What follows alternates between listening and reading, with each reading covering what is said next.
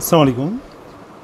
আমি মোহাম্মদ শাকিলুর রহমান, প্রভাষক, হিসাব বিজ্ঞান বিভাগ, হাজী মিসির আলী বিশ্ববিদ্যালয়, কলেজ।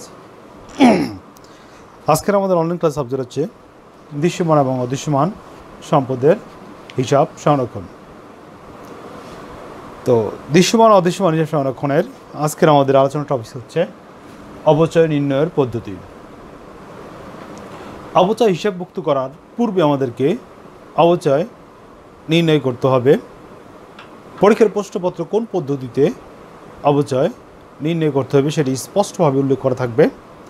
তো আমরা প্রথমে চলে গেলাম সরলরৈখিক পদ্ধতি। সরলরৈখিক পদ্ধতিতে অপচয়ের হার দেওয়া থাকে, সেই অনুপাতে অপচয় নির্ণয় করতে হবে। দ্বিতীয় হচ্ছে ক্রমহ্রাসমানজের পদ্ধতি। ক্রমহ্রাসমানজের পদ্ধতিতে প্রত্যেক বছরের অপচয়ের পরিমাণ কমতে থাকে, ক্রমহ্রাসমানজের পদ্ধতি। এরপর হচ্ছে উৎপাদনাত্মক পদ্ধতি। উৎপাদনের উপর ভিত্তি করে পার ইউনিট ডিপ্রিসিয়েশন এক্সপেন্স নির্ণয় করা হয় উৎপাদনাত্মক পদ্ধতিতে। বর্ষের সংখ্যা সমষ্টি পদ্ধতি অপচয়যোগ্য সম্পত্তিকে বছরের সংখ্যা দিয়ে ভাগ করে বর্ষের সংখ্যা সমষ্টি পদ্ধতিতে ব্যবস্থা করা হয়। বার্ষিক সমকিস্তি পদ্ধতি মূলত পক্ষে এখানে এনইউটি ব্যবহার করে বার্ষিক সমমূল্য পদ্ধতি ব্যবহার করা হয়ে থাকে। এবং পূর্ণ মূল্যায়ন পদ্ধতি। পূর্ণ মূল্যায়ন পদ্ধতি হচ্ছে বর্তমানে একটি পদ্ধতিতে অপচয় ধার্য করা হচ্ছে, কিন্তু ব্যবস্থাপনা পর্ষদ বা ভুলক্রমে যদি সঠিক পদ্ধতিতে অপচয় ধার্য করা না হয়, তখন একটা নির্দিষ্ট সময় শেষে এক পদ্ধতি থেকে আরেক পদ্ধতিতে কনভার্ট হওয়াকে পূর্ণ মূল্যায়ন পদ্ধতি বলে। অপচয় ভাণ্ডার পদ্ধতি, এটা অপচয়ের অন্যতম একটি পদ্ধতি। এবং বিমাপত্র পদ্ধতি, অপচয়ের যে মূল্য আছে সেটাকে বিমা করে ভবিষ্যতে সম্পত্তি রিপ্লেসমেন্ট করার জন্য এই পদ্ধতি কী করা হয়, ব্যবহার করা হয়ে থাকে। এখন আমরা আলোচনা করব আমাদের পরবর্তী কোশ্চেন, অপচয় হিসাবভুক্ত করার পদ্ধতি। অপচয়কে হিসাবভুক্ত করার পদ্ধতি আছে দুইটি। একটি হচ্ছে প্রত্যক্ষ পদ্ধতি বা সরাসরি পদ্ধতি বা ডাইরেক্ট মেথড। এই মেথডে কী করা হয়, অপচয়কে সরাসরি সম্পত্তি থেকে বাদ দিয়ে দেখানো হয়ে থাকে। এবং আরেকটি পদ্ধতি হচ্ছে অপচয়ের পরোক্ষ সঞ্চিতি বা পুঞ্জীবিত পদ্ধতি বা ইনডাইরেক্ট মেথড বা অ্যাকুমুলেটেড মেথড।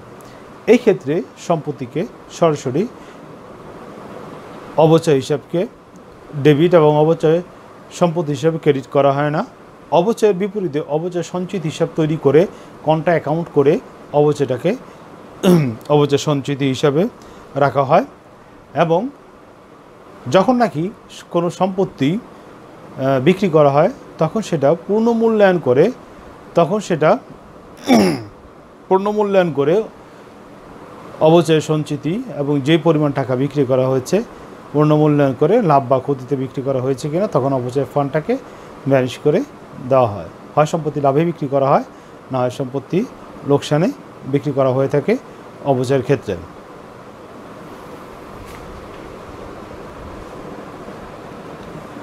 এখন আমরা আলোচনা করব জাবেদা দাখিলা।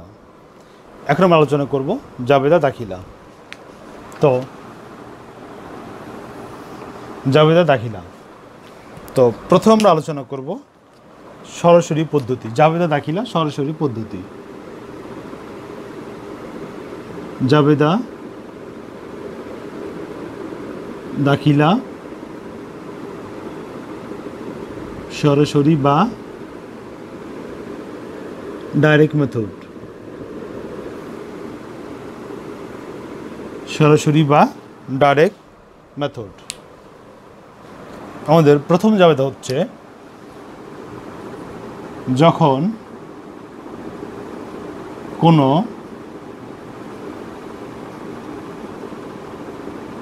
সম্পদ ক্রয় করা হয়। যখন কোনো সম্পদ ক্রয় করা হয় তখন জাবেদা হবে ওই সম্পদ হিসাব ডেবিট ব্যাংক হিসাব ক্রেডিট, ব্যাংক হিসাব ক্রেডিট। এবং অবচয়ের জন্য সরাসরি পদ্ধতিতে দ্বিতীয় যাবিত হবে অবচয় ধার্যের জন্য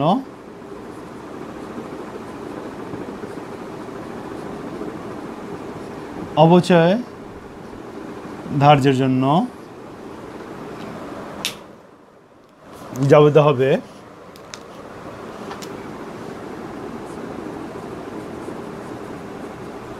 অবচয় হিসাব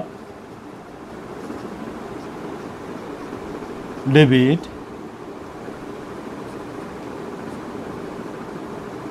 সম্পদ হিসাব ক্রেডিট, সম্পদ হিসাব ক্রেডিট। 3 নম্বর যাবত হচ্ছে আমাদের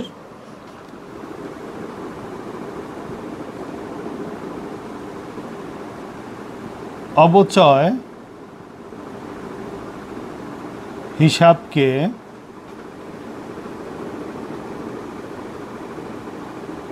আয় সারাংশ অথবা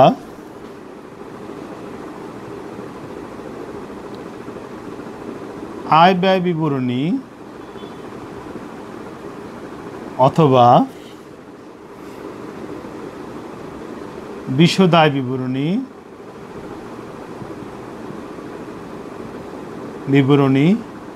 তো পূর্বে যে আমরা অ্যাকাউন্টিং মেনটেন করতাম ওইখানে লাভ লোকসান হিসাব লেখা হইতো, এখানে লেখা হইতো লাভ লোকসান হিসাব। জাস্ট এটা আমরা দিলাম জানার জন্য। আগে এই অ্যাকাউন্টটা লেখা হইতো, তো আমরা হয় আয় সারাংশ হিসাব লিখব অথবা আয় ব্যয় বিবরণী লিখব অথবা বিশদ আয় বিবরণ লিখব, যে কোনো একটা লিখলে হবে। অবচয় হিসাবকে আয় সারাংশ হিসাবে স্থানান্তরের জন্য বা ট্রান্সফারের জন্য ওই ক্ষেত্রে আমাদের যাবিত হবে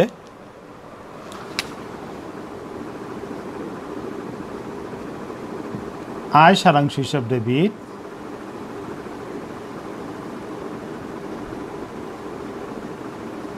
হিসাব ডেবিট, আয় সারাংশ হিসাব ডেবিট এবং অবচয় হিসাব ক্রেডিট এবং অবচয় হিসাব ক্রেডিট। সরাসরি পদ্ধতিতে প্রাইমারি স্টেজে এই 3টি জাবেদা দিতে হবে। আরও 2টি জাবেদা আছে, একটা হলো লাভে বিক্রয় আর একটা হলো লোকসানে বিক্রয়। সরাসরি পদ্ধতিতে ওই 2টা জাবেদা আমরা পরে দেখাবো, যখন নাকি আমরা লাভে বা লোকসানে বিক্রি করব তখন আমরা ওই জাবেদা দেখাবো। এবং পরোক্ষ পদ্ধতি জাবেদা দাখিলা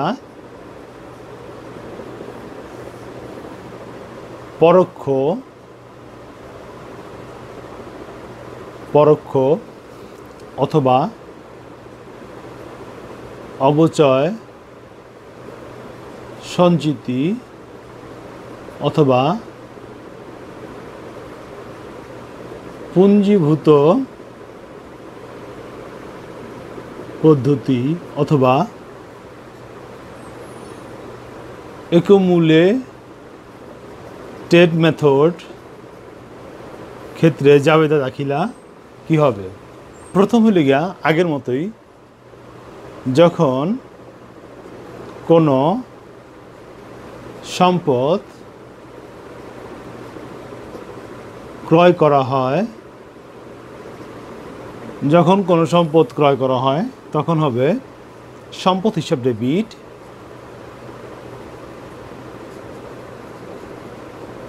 সম্পদ হিসাব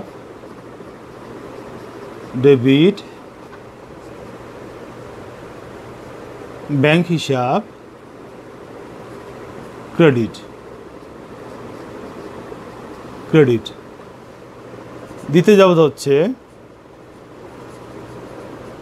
অবচয় হিসাবকে অবচয়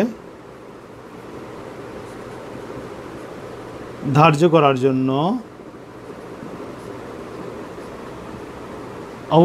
করার জন্য দ্বিতীয় জাবেদা হবে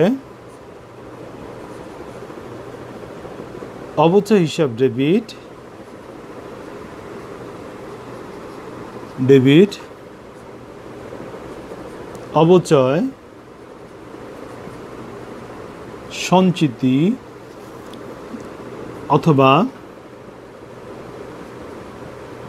পুঞ্জীভূত অবচয়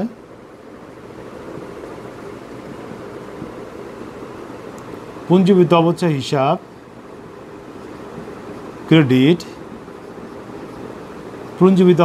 ক্রেডিট করতে হবে।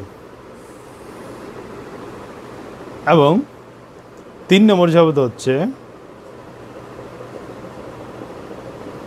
অবচয় হিসাবকে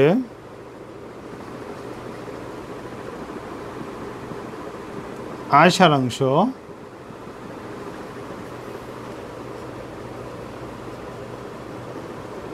আয় ব্যয় বিবরণী অথবা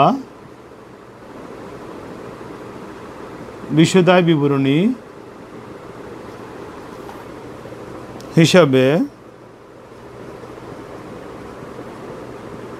স্থানান্তরের জন্য জাবেদা হবে সেম আগের মতোই আয় সারাংশ হিসাব ডেবিট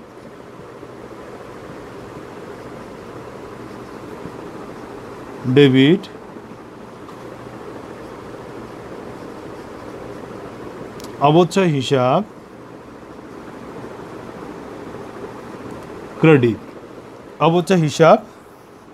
ক্রেডিট তো আমরা এখানে দেখালাম, আবার রিপিট করতেছি, সরাসরি পদ্ধতি যখন কোনো সম্পত্তি ক্রয় করা হইব সম্পত্তি হিসাব ডেবিট, ব্যাংক হিসাব ক্রেডিট, অবচয় ধার্যের জন্য প্রত্যেক বছর অবচয়, প্রথম বছর, দ্বিতীয় বছর, তৃতীয় বছর, যেই বছর অবচয় ধার্য করি না কেন যাবে হইব অবচয় হিসাব ডেবিট, সম্পত্তি হিসাব ক্রেডিট। এবং অবচয় হিসাবকে আয় সারাংশ হিসাব, আয় ব্যয় বিবরণ হিসাব, বিশদ আয় বিবরণ হিসাবে ট্রান্সফারের জন্য আয় সারাংশ হিসাব ডেবিট, অবচয় হিসাবে ক্রেডিট। এখানে উল্লেখ্য যে প্রথম বছর সম্পত্তি ক্রয় করুন এই জাবেদাটা প্রথম বছর থাকবো, এবং এর পরবর্তী বছরে যেহেতু সম্পত্তি ক্রয় করলে সম্পত্তি জাবেদা থাকবো, যদি সম্পত্তি ক্রয় না করি তখন কমনলি এই দুইটা জাবেদা দিতে হইব, একটা হলো অবচয়ের জন্য, একটা হলো অবচয় হিসাবকে আয় সারাংশ হিসাবে স্থানান্তর করার জন্য।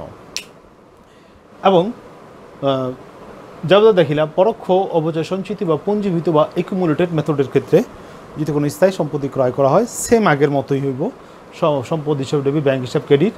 এবং অবচয় ধার্যের জন্য হইব অবচয় হিসাব ডেবিট অথবা অবচয় ধার্যের জন্য হইব অবচয় হিসাব ডেবিট, অবচয় সঞ্চিতি অথবা পুঞ্জীভূত অবচয় হিসাব ক্রেডিট, অবচয় সঞ্চিতি অথবা পুঞ্জীভূত অবচয় হিসাব ক্রেডিট। এবং তৃতীয় বছরে জাবেদাও সেম হইব অবচয় হিসাবকে আয় সারাংশ হিসাবে স্থানান্তর করার জন্য আয় সারাংশ হিসাব ডেবিট, অবচয় হিসাব ক্রেডিট। তো আমাদের আজকের দৃশ্যমান অদৃশ্যমান সম্পদের হিসাব সংরক্ষণের ক্লাস এখানে সমাপ্তি। পরবর্তী লেকচার দেখার জন্য আমন্ত্রণ রইল।